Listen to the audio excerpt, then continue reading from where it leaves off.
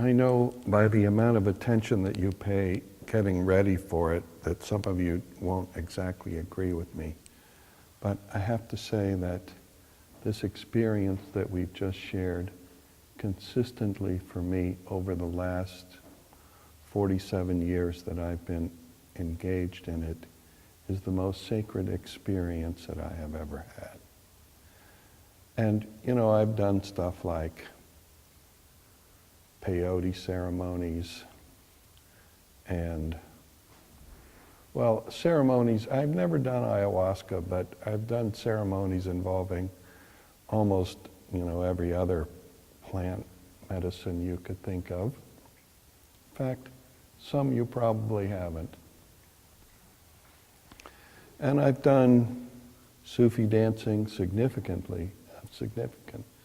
amount of dancing with Sufis and Kiwali and some, and definitely, you know, a lot of cemetery practice and group chud practice and personal chud practice. And consistently, the sacred experience that really nourishes my life and reanimates my experience of the divine is our, what we call class, our open-eyed meditation. Thanks for sharing it with me. It's very beautiful to me. If we're really concerned about growing spiritually, then I think there are two basic big topics to consider. What we should let go of is the first topic. What we should let go of.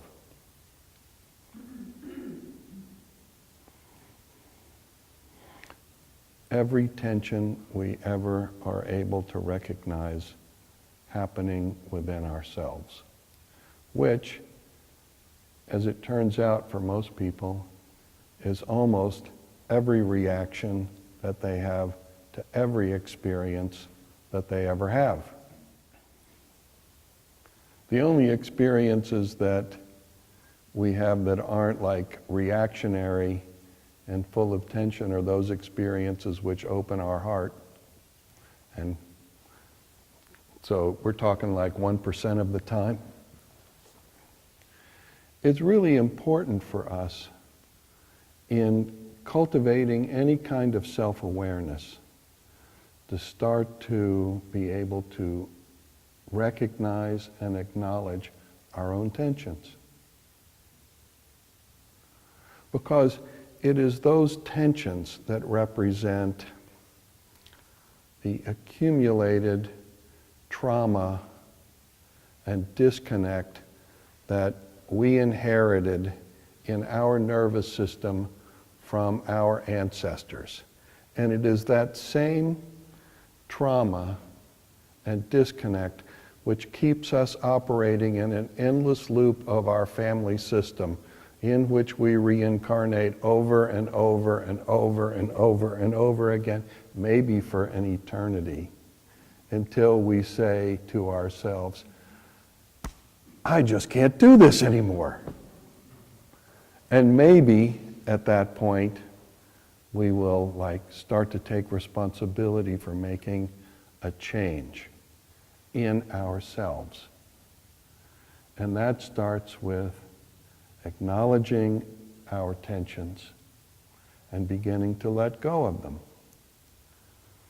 I will say one further thing about that, and that is that because we have existed in this loop of the disappointments of our ancestors for a very long time, whenever we start to let go of it, most of us cannot see what is on the other side. In fact, that's one of the reasons why we stay in that loop in the first place, even though at various important points in our life, we are able to recognize how stupid it is. It is the fear of not knowing what's on the other side that keeps us from just taking off that old dirty rag and stepping out into, our new skin, which is a completely reborn life. And dealing with that fear and dealing with the inherent judgment that we're going to have to deal with when we start seeing all this tension in us and saying, oh my God, what am I actually? It's really simple. It takes faith, not in something out there. It takes faith in something in here. There's nothing out there. It's all in here. It takes faith and it takes patience. Most easily navigated when, in the face of any kind of tension we experience, we pull our awareness inside and turn our attention to the movement of the breath within our body, which is a movement which was created in us long before we were born, and will reveal to us, the face of who we are before we are ever born. And that's so cool. Unbelievable.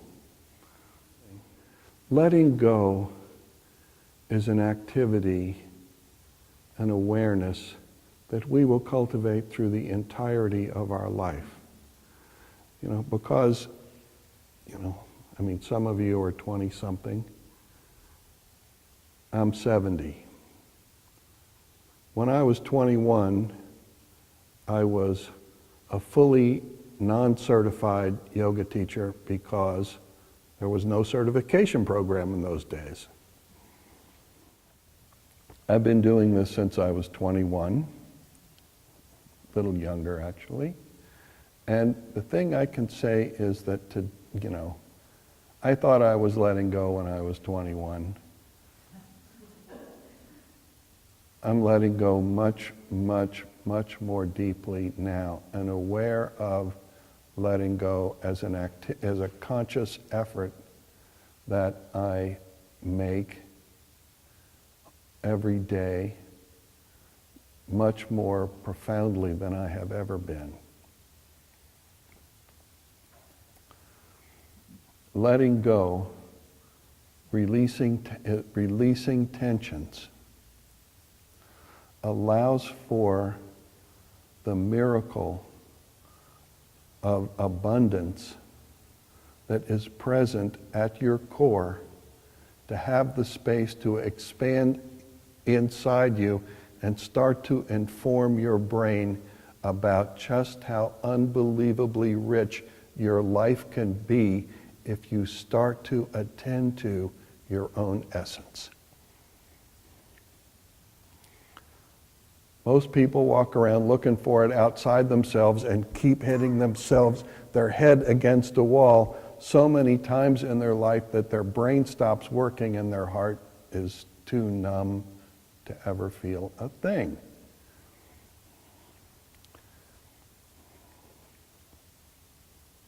And yes, as your heart wakes up, it's going to squawk and you're going to feel pain. And if you're such a big wimp-ass chicken shit that you can't deal with a little pain every now and again, you might as well forget it because, my dears, that's really the essence of being alive. And learning to transform pain into great abundance and bliss is the deepest secret that anybody will ever share with you. The other thing that I want to talk about is what to hold on to. Because That's the other side of what to let go of, isn't it? Let go of almost everything except the beauty of the breath that is moving within you, which is a breath which transcends you profoundly. Respiratory process is the essence of your essence. And all creative energy arises and subsides into the breath of life, which is your essence. Hold on to that. Turn your attention to it constantly and find in the movement of the breath within you a joy that dissolves every tension and awakens in your entire nervous system, and the understanding within you that the foundation of your nervous system is love.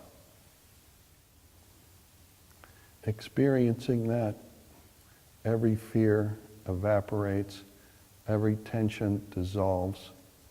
There is nothing that binds you any longer to the repetitive motion injury of being born.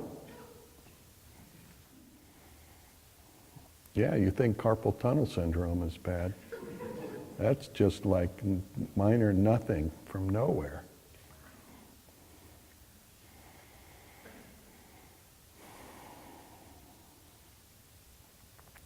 Hold on to the love in your life. Don't squeeze it, just hold it. Hold on to the love in your life. Breathe it into your body and your heart. Breathe it in. Breathe the love in your heart out into the love in your life. Don't let any stupid shit thing that comes into your head stop you from doing that.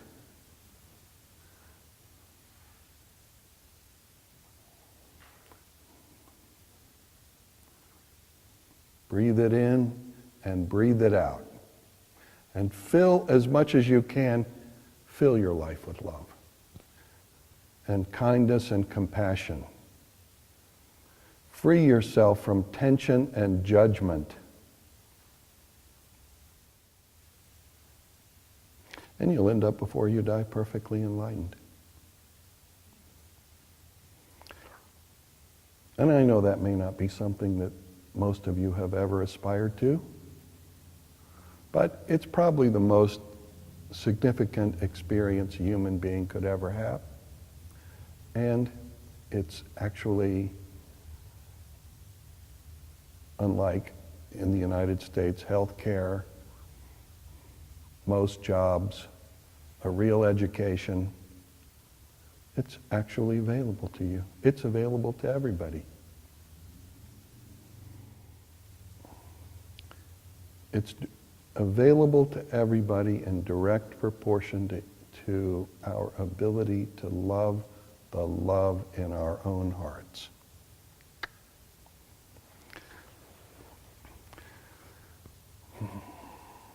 So I hope I've given you something to think about for the new year, and maybe even the year after that. Namaste, everybody.